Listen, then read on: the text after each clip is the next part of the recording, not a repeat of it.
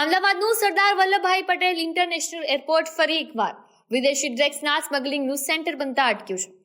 Custom વિભાગ અને ડીઆરઆઈએ સાથે મળીને ઇન્ટરનેશનલ એરપોર્ટ પર એક બહુ મોટું ઓપરેશન પાર પાડ્યું છે, જેમાં બેંગકોકથી ફ્લાઇટમાં લવાયેલો કરોડો રૂપિયાની કિંમતનો હાઇબ્રિડ ગાંજો એરપોર્ટ પર જ પકડી રાખવામાં આવ્યો છે।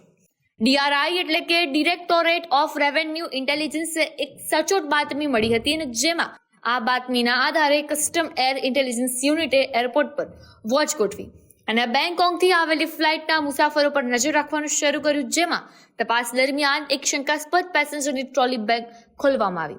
ટ્રોલી બેગની અંદર ખૂબ જ ચતુરતાથી છુપાવીને આવેલો 20 કિલો અને 366 ગ્રામ જેટલો હાઇબ્રિડ ગાંજો મળી આવ્યો છે।